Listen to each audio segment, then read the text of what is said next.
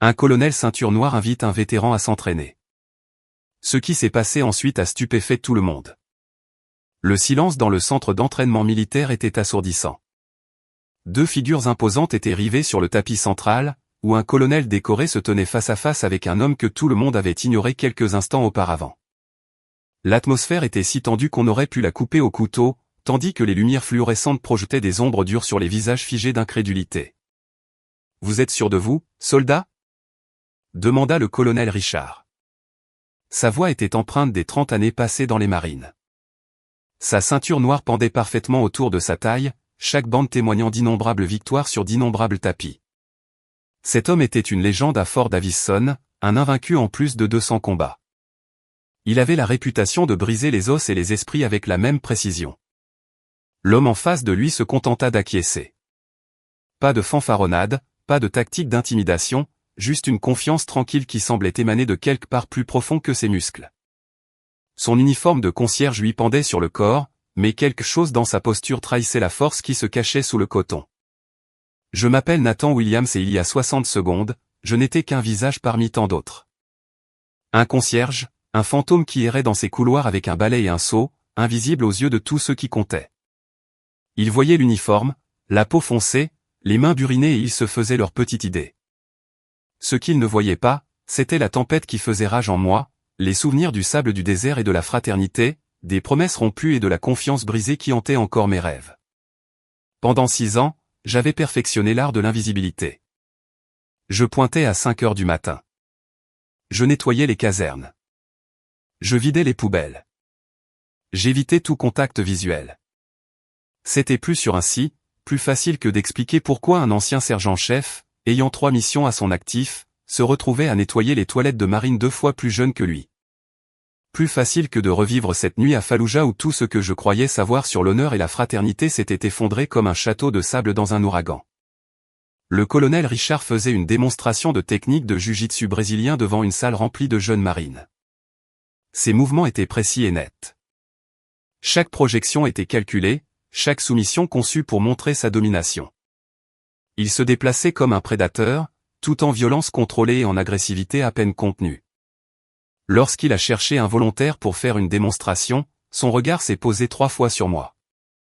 Je n'étais plus un soldat, j'étais un meuble. La réputation du colonel le précédait partout sur la base. On l'appelait le broyeur, non seulement pour sa technique, mais aussi pour son habitude d'humilier quiconque osait défier son autorité. J'avais entendu les histoires chuchotées dans les placards à fournitures et les réfectoires.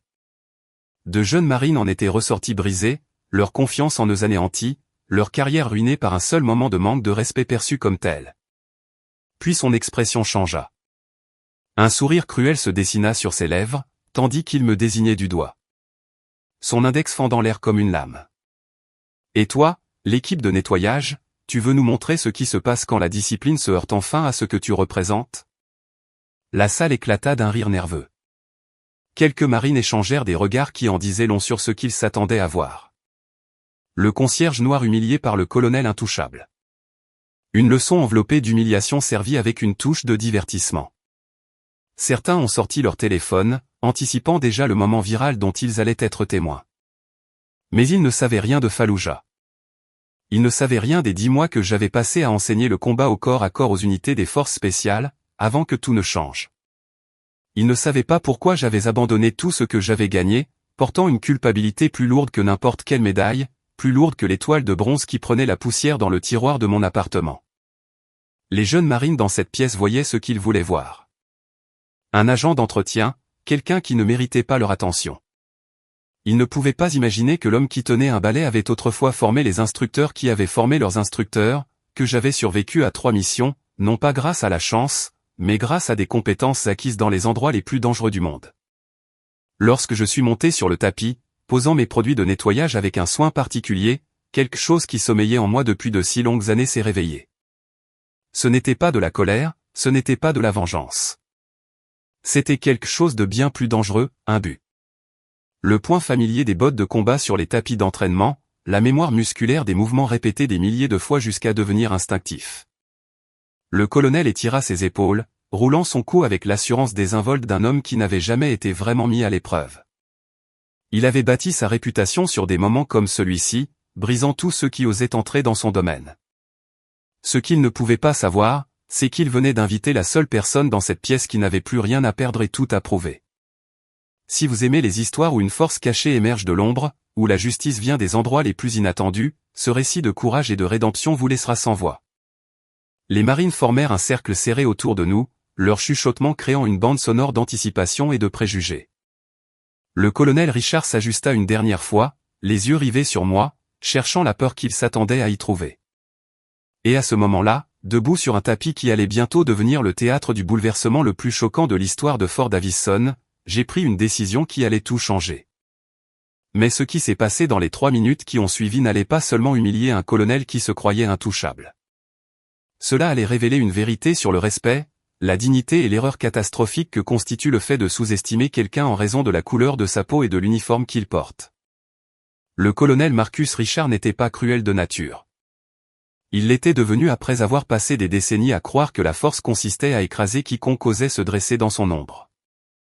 Debout en face de moi sur ce tapis, ses yeux gris et froids brillaient du même éclat prédateur que j'avais vu sur le visage d'hommes qui avaient oublié ce que signifiait se battre pour quelque chose de plus grand qu'eux-mêmes. L'histoire du colonel était légendaire à Fort Davison, mais pas pour les raisons qu'il aurait souhaité. Il y a 30 ans, il était entré dans les marines, un maigrichon venu d'Alabama avec quelque chose à prouver et une rancune aussi grande qu'un train de marchandises. À l'époque, il n'était pas encore cette figure imposante qui inspirait le respect par la peur. Il n'était qu'une recrue parmi d'autres, victime de brimades, malmenée et ignorée. Mais Marcus Richard s'était fait une promesse à ses débuts. Il ne serait plus jamais faible. Il ne serait plus jamais vulnérable. Il ne laisserait plus jamais personne le voir autrement que comme quelqu'un de dominant. Chaque ceinture qu'il avait gagnée, chaque grade qu'il avait obtenu, chaque technique qu'il avait maîtrisée était une brique supplémentaire dans la forteresse qu'il avait construite autour de ses insécurités. Sa transformation avait été méthodique et impitoyable. Il avait étudié non seulement les aspects physiques du combat, mais aussi la guerre psychologique qui le précédait. Il avait appris que briser l'esprit d'un homme était plus efficace que de lui briser les os. Il avait découvert que la peur était l'arme ultime et il la maniait avec une précision chirurgicale. Au fil des ans, Richard avait perfectionné son art sur des centaines de marines. Les jeunes soldats qui osaient remettre en question son autorité se retrouvaient soumis à des exercices d'entraînement qui les amenaient à douter de leur valeur. Il aimait particulièrement s'en prendre à ceux qui lui rappelaient son jeune moi plus faible ou à ceux qui représentaient tout ce contre quoi il s'était convaincu de lutter. La pièce bourdonnait d'anticipation alors que nous nous faisions face. Mais l'énergie semblait différente à présent, plus lourde, plus dangereuse. Ce que ces marines ne réalisaient pas, c'est qu'ils étaient sur le point d'assister à bien plus qu'un simple combat d'entraînement. Ils allaient voir 30 ans de rage refoulée se heurter à 6 ans de détermination réprimée. « Je t'ai observé, Williams, » dit Richard d'une voix si basse que je seul pouvais l'entendre. « Tu te faufiles dans ces couloirs comme si tu étais chez toi, mais nous savons tous les deux qui tu es vraiment, n'est-ce pas ?» Ces mots étaient empoisonnés par un homme qui avait passé des décennies à se convaincre que ses préjugés étaient justifiés par sa position. Dans son esprit, la hiérarchie était sacrée et les concierges, en particulier les concierges noirs, avaient leur place tout en bas, là où ils ne pouvaient pas menacer l'ordre sur lequel il avait bâti son identité. Mais il y avait autre chose dans ses yeux, quelque chose qui brillait juste sous l'arrogance apparente, de la reconnaissance. La façon dont un prédateur reconnaît un autre prédateur, même lorsqu'il est déguisé en proie.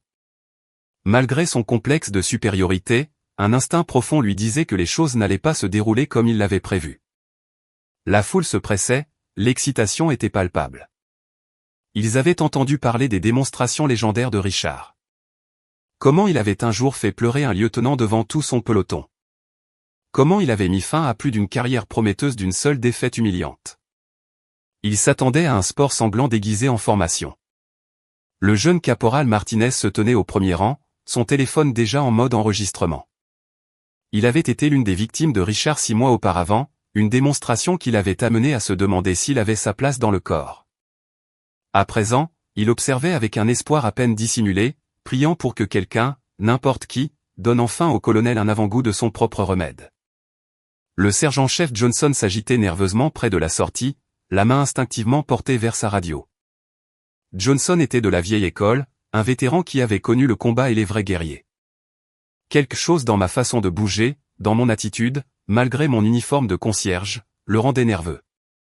Il n'arrivait pas à mettre le doigt dessus, mais tous ses instincts lui criaient que cela ne se terminerait pas comme Richard l'avait prévu. Le colonel commença son rituel habituel avant le combat, s'étirant et prenant la pause, chaque mouvement visant à intimider et démoraliser.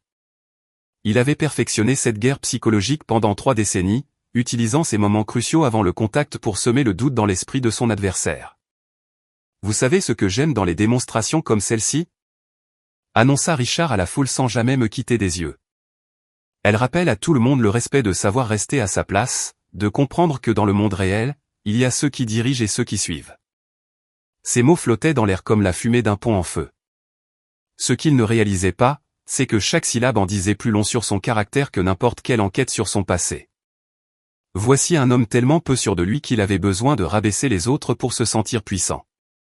Alors que nous commencions à nous tourner autour, testant la distance et le timing, je pouvais sentir le poids de l'histoire peser sur ce tapis. Pas seulement l'histoire militaire, mais l'histoire plus profonde et plus sombre d'hommes comme Richard qui utilisaient leur autorité pour écraser des hommes qui me ressemblaient, des générations d'humiliation systématique déguisées en discipline.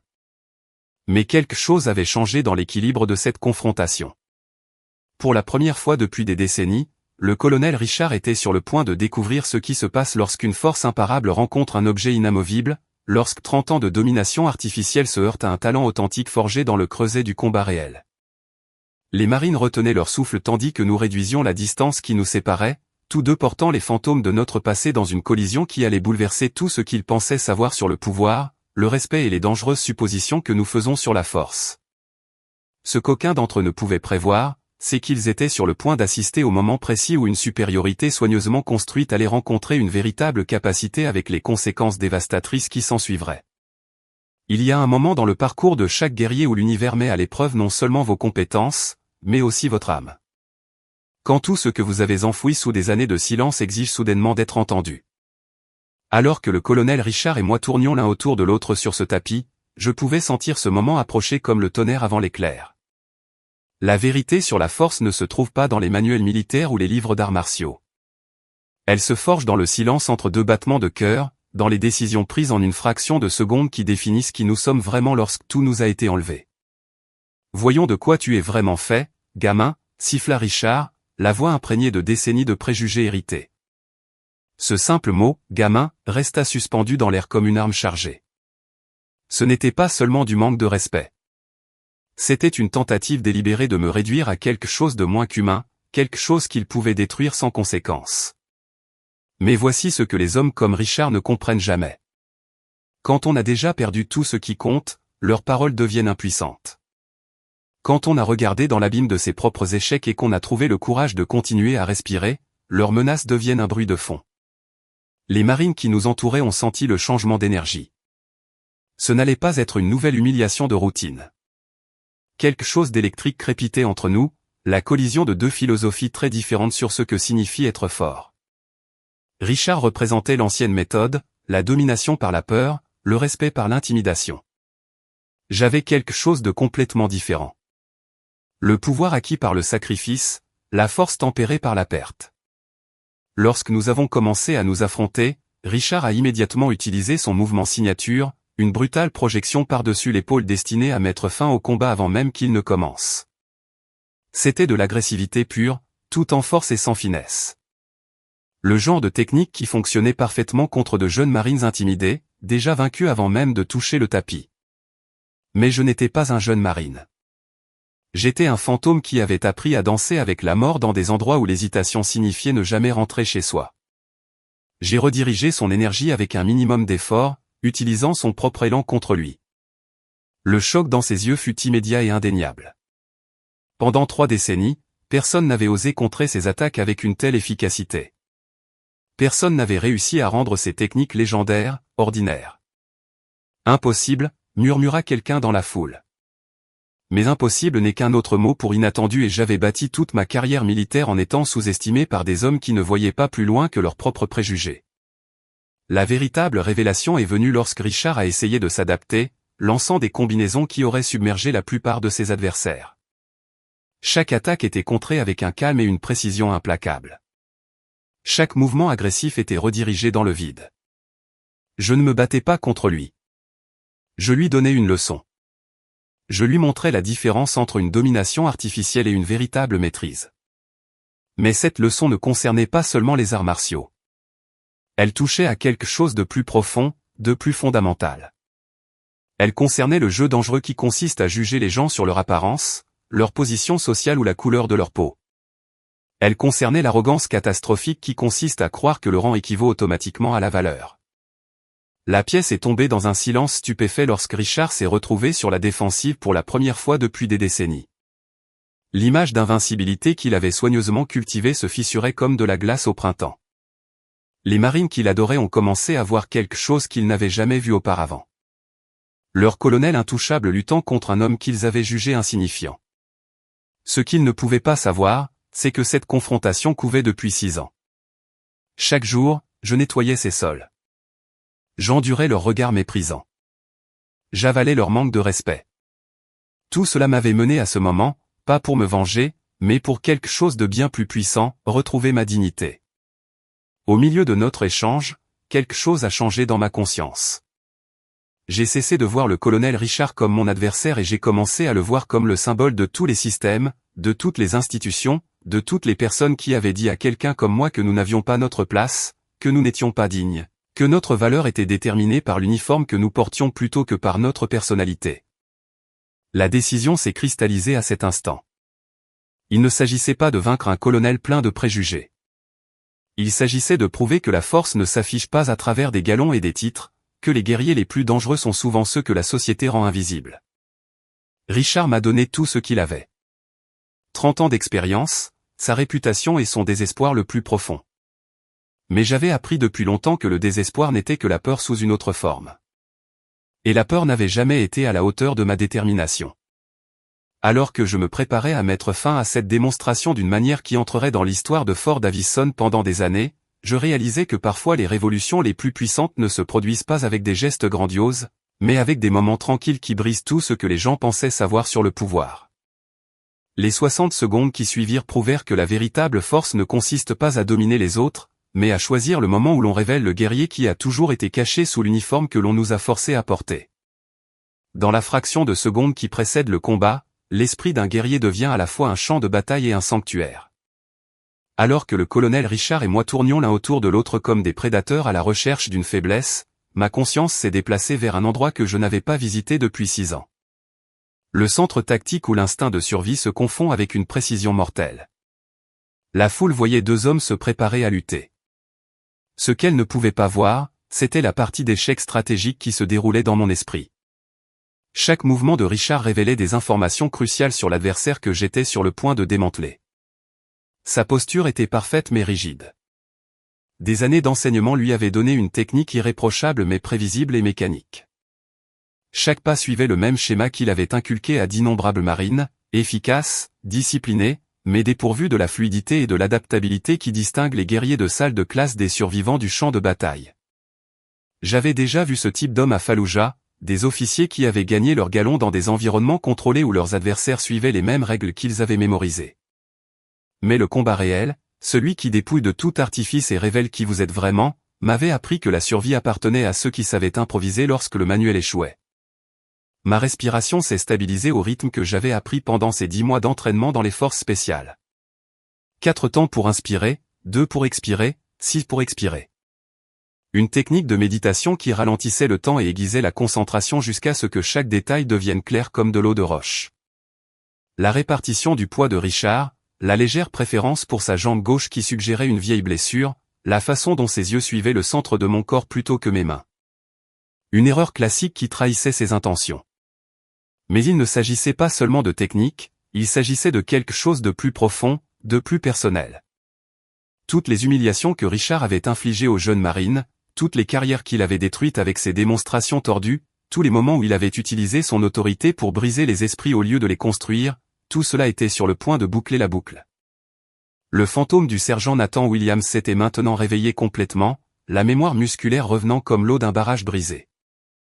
Mes mains se souvenaient de la force exacte nécessaire pour contrôler sans causer de dommages permanents. Mes pieds trouvèrent les angles qui me permettraient d'exercer un maximum de force avec un minimum d'effort. mon esprit calcula les points de pression et les prises de soumission avec la froide précision d'un homme qui avait autrefois enseigné ces techniques aux guerriers les plus redoutables d'Amérique. Ce que Richard ignorait, ce qu'aucun d'entre eux ne savait, c'est que je me préparais à ce moment depuis le jour où j'avais commencé à travailler à Fort Davison. Pas consciemment, mais comme un loup se prépare pour l'hiver. Chaque affront, chaque regard dédaigneux, chaque instant où j'étais traité comme si j'étais invisible avait alimenté un feu qui était sur le point de tout consumer sur son passage. Ce travail d'entretien était mon camouflage, ma façon de disparaître d'un monde qui m'avait catalogué comme un cas après Fallujah. Mais c'était aussi ma mission de reconnaissance. Pendant 6 ans, j'avais observé les méthodes de Richard, étudié ses habitudes, le regardé briser de bons soldats pour le simple crime de lui rappeler ses propres insécurités. Je l'avais vu réduire le caporal Martinez aux larmes lors d'une démonstration qui n'était en réalité qu'une forme d'intimidation sanctionnée. Je l'avais vu détruire la confiance du sergent Thompson, un vétéran décoré, qui avait commis l'erreur de remettre en question l'une des techniques de Richard. Je l'avais vu s'en prendre systématiquement à tous ceux qui menaçaient l'image qu'il s'était soigneusement construite. Ce soir, l'heure de la vengeance avait sonné. Alors que nous nous approchions de la zone d'engagement, j'ai senti le changement familier dans ma conscience qui marquait la transition entre Nathan le concierge et Nathan l'arme. Les voix de la foule se sont estompées pour devenir un bruit de fond. Les lumières fluorescentes aveuglantes se sont transformées en éclairage tactique, révélant chaque micro-expression sur le visage de Richard. Le temps s'est dilaté jusqu'à ce que chaque battement de cœur semble durer une éternité. Le colonel était tellement concentré sur l'humiliation qu'il avait prévu qu'il a manqué le détail le plus important, la façon dont je bougeais. Pas comme un agent d'entretien qui se retrouve par hasard au milieu d'un combat, mais comme un prédateur qui s'est laissé sous-estimer jusqu'au moment idéal pour frapper. Si les histoires de justice rendue et de renversement de pouvoir inattendu vous touchent, vous ne voudrez pas manquer la conclusion explosive qui va bientôt se dérouler. Ma stratégie était d'une simplicité élégante. Laisser Richard commencer par ses tactiques d'intimidation habituelles, lui permettre de croire qu'il dominait le combat. Je lui ai donné juste assez de succès pour qu'il devienne trop confiant, pour qu'il s'engage pleinement dans des attaques qui le laisseraient exposé. Puis je lui ai fait découvrir la différence entre les arts martiaux théoriques et les mathématiques brutales de la survie. Les jeunes marines se sont rapprochés, sentant qu'il se passait quelque chose d'extraordinaire. Même le sergent-chef Johnson avait cessé de chercher sa radio, son œil expérimenté reconnaissant les signes subtils qui indiquaient que ce n'était pas une autre démonstration de routine. Le colonel Richard ajusta une dernière fois sa prise, sûr de lui, prêt à ajouter une nouvelle victime à son palmarès, mais il ne pouvait pas savoir qu'il venait de coincer l'adversaire le plus dangereux qui soit, un homme qui n'avait plus rien à perdre et 30 ans d'injustice à venger. Le moment de vérité était imminent et ses répercussions résonneraient dans Fort Davison longtemps après que le dernier témoin eut quitté le centre d'entraînement. Le premier contact fut électrique. Richard se précipita vers moi avec une précision digne d'un manuel, les mains tendues vers mon col dans une prise de judo classique. Pendant une fraction de seconde, les marines qui regardaient pensèrent probablement qu'ils allaient assister au dénouement attendu, le colonel contrôlant sans effort son adversaire inférieur. Ils ne se doutaient pas qu'ils allaient voir 30 ans de fausse supériorité s'effondrer en temps réel. Je le laissais prendre sa prise. Je le laissais savourer la satisfaction momentanée du contrôle. Je le laissais commencer le lancer qu'il avait visualisé dans son esprit. Puis dans l'espace entre deux battements de cœur, j'ai fait découvrir au colonel Richard la réalité dévastatrice de ce qui se passe lorsque la domination artificielle rencontre le talent authentique. Ma riposte n'avait rien de spectaculaire, elle n'avait rien de théâtral, elle était chirurgicale. Alors que Richard mettait tout son poids dans son lancer, j'ai déplacé mon centre de gravité de quelques centimètres vers la gauche. Sa technique parfaite à l'entraînement contre des adversaires dociles s'est soudainement retrouvée face à un vide, là où aurait dû se trouver une résistance solide. Les lois de la physique sont devenues mes alliés alors que son élan le portait au-delà du point de non-retour. Ce qui s'est passé ensuite s'est déroulé comme une leçon magistrale de violence contrôlée. Ma main droite a trouvé son col, ma gauche a saisi sa manche. Et soudain, le colonel Marcus Richard, la légende invaincue de Fort Davison, s'est retrouvé en l'air. Le bruit de son corps heurtant le tapis résonna dans le centre d'entraînement comme un coup de tonnerre. Deux marines restèrent figés, leur esprit luttant pour comprendre ce que leurs yeux venaient de voir. L'homme qui semblait intouchable, indestructible, invincible, gisait sur le dos, fixant le plafond avec l'expression stupéfaite de quelqu'un dont toute la vision du monde venait de s'écrouler. Le téléphone du caporal Martinez tremblait dans ses mains tandis qu'il filmait, la bouche grande ouverte d'incrédulité. Les yeux du sergent-chef Johnson s'écarquillèrent lorsqu'il comprit. Ce n'était pas un coup de chance, c'était une précision née de l'expérience qui dépassait de loin tout manuel d'entraînement. Mais je n'avais pas fini, loin de là. Alors que Richard se relevait précipitamment, le visage rouge de honte et de rage, quelque chose de primitif s'éveilla dans ses yeux. Le masque du professionnalisme militaire tomba, révélant le garçon cruel et peu sûr de lui qui n'avait jamais vraiment grandi. Son apparence soignée était désormais en désordre. Son génie était froissé, sa ceinture légèrement de travers, signes extérieurs du chaos intérieur qui le consumait. Coup de chance. Grogna-t-il en reprenant sa position avec l'attitude agressive d'un homme dont l'ego venait d'être publiquement humilié. Voyons si tu peux le faire, petit. L'insulte raciste resta suspendue dans l'air comme un gaz toxique. Plusieurs marines se mirent mal à l'aise, réalisant que leur colonel respecté venait de révéler un aspect de sa personnalité. Mais le mot qui était censé me rabaisser ne fit qu'attiser le feu qui brûlait en moi depuis 6 ans. La foule se pressait, sentant qu'elle assistait à quelque chose de bien plus important qu'un simple combat d'entraînement. Les téléphones apparurent comme des éclairs, capturant sous tous les angles ce qui était en train de devenir le plus grand bouleversement de l'histoire de la base militaire. L'énergie dans la pièce était passée d'un divertissement décontracté à quelque chose d'électrique, de dangereux, d'historique.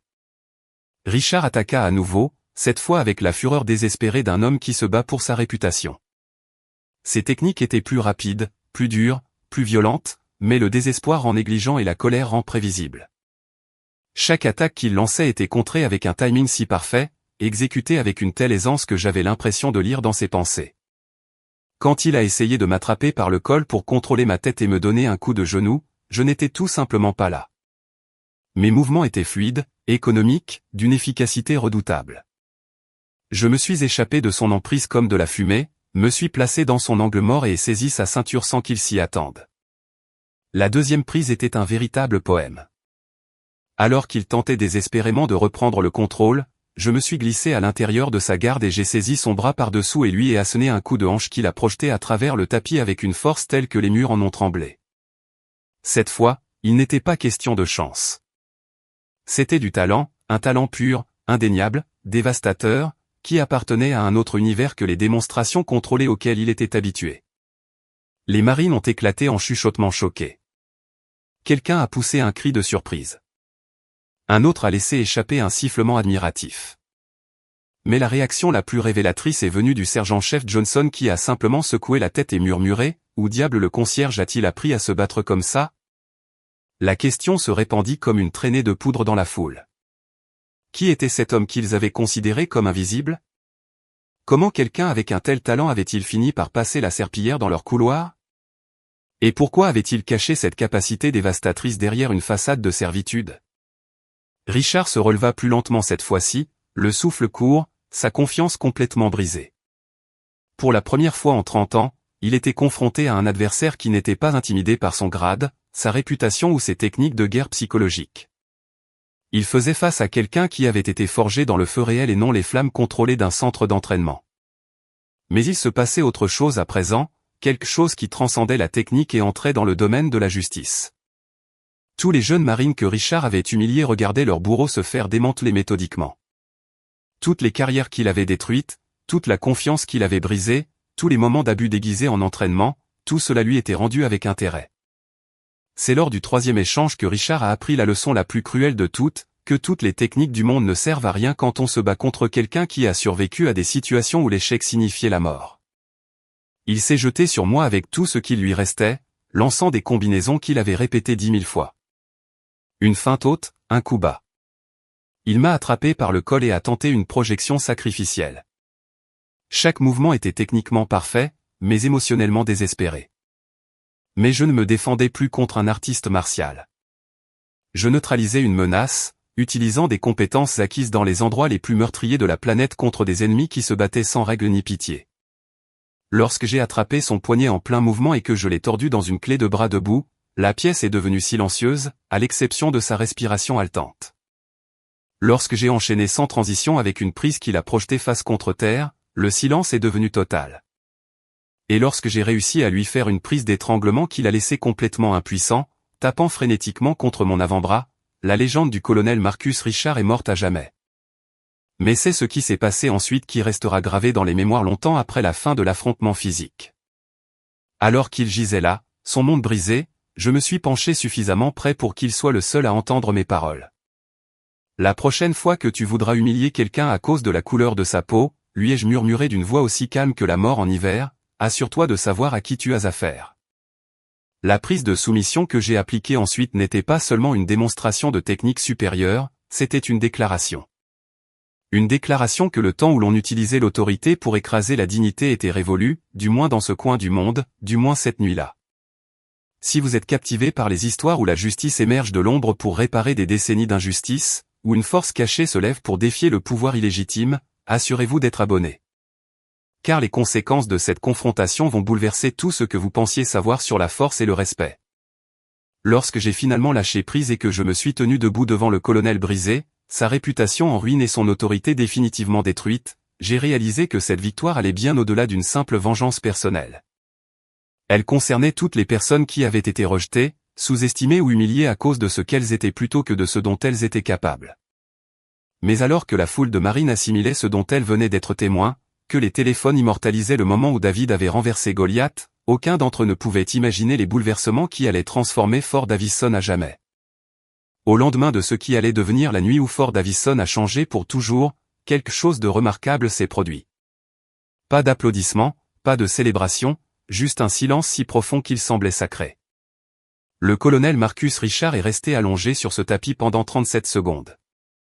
Je les ai comptés, fixant le plafond tandis que toute sa vision du monde se restructurait autour de cette nouvelle réalité.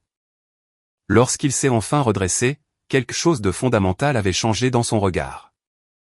L'arrogance avait disparu. La cruauté s'était évaporée. Ce qui restait était quelque chose que je n'avais pas vu en 6 ans passés à le regarder détruire de jeunes marines, de la vulnérabilité. La foule des témoins était figée. Les téléphones toujours en train d'enregistrer. L'esprit encore en train d'assimiler ce qu'il venait de voir. Mais c'est le caporal Martinez qui a rompu le silence le premier. Sa voix était à peine plus qu'un murmure, mais suffisamment forte pour que tout le monde l'entende. Qui êtes-vous vraiment? Cette question est restée suspendue en l'air comme un signal, exigeant une réponse qui allait bouleverser tout ce qu'ils pensaient savoir sur l'homme invisible qui nettoyait leur sol.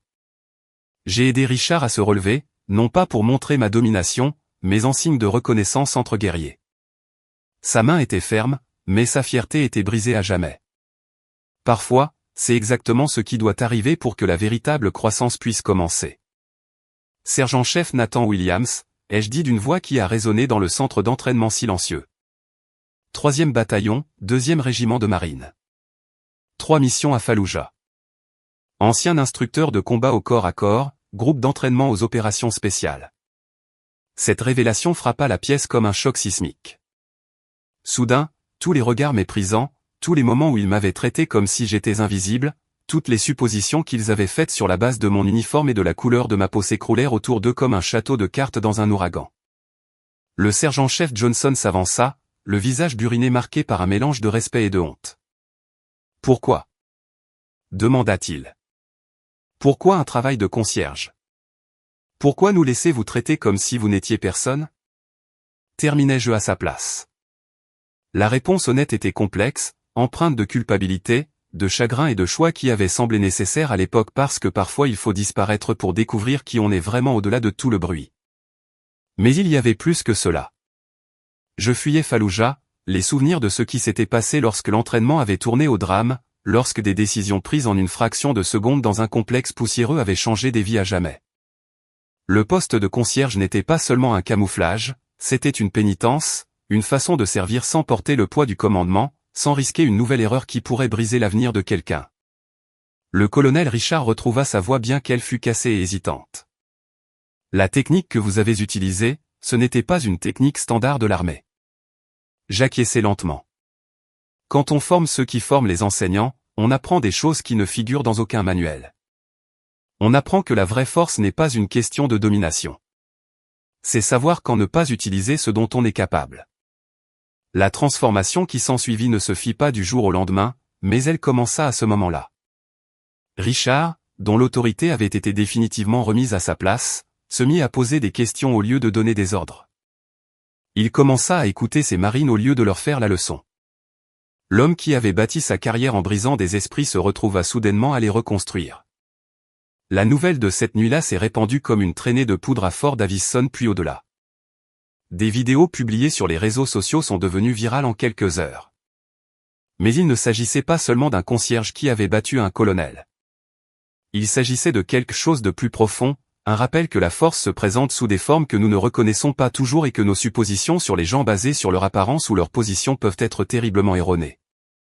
Les jeunes marines, qui avaient vu leur bourreau tomber, découvrirent ce soir-là quelque chose d'inestimable, la preuve éclatante que les tyrans ne sont pas invincibles, que la justice peut surgir des lieux les plus improbables, et que la personne discrète, celle qui passe inaperçue en nettoyant après tout le monde, peut en réalité être la plus forte de toute la pièce.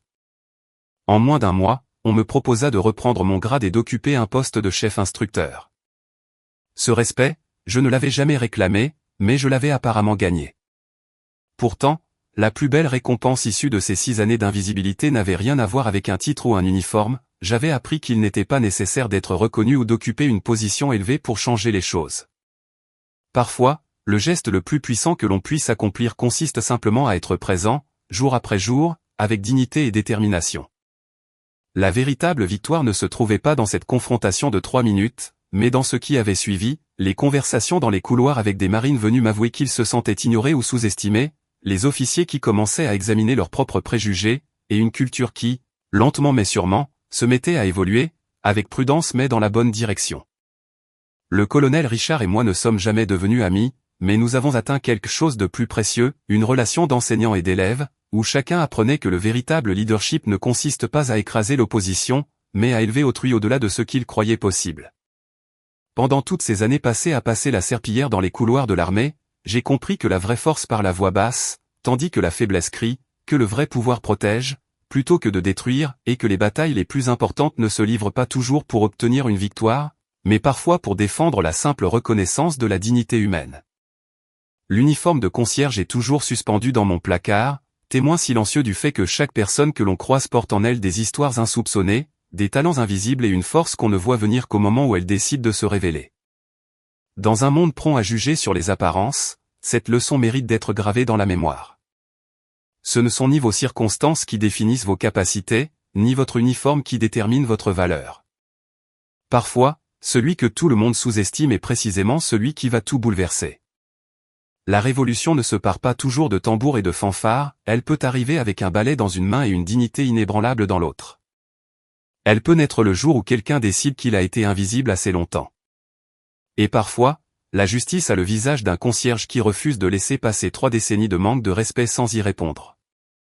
Cette nuit-là, à Fort Davison, nous avons tous compris que la force ne réside pas dans la capacité à frapper le plus fort, mais dans celle de transformer un moment de confrontation en une occasion de croissance, de compréhension et de changement, capable de résonner encore longtemps après que le dernier témoin se soit éclipsé.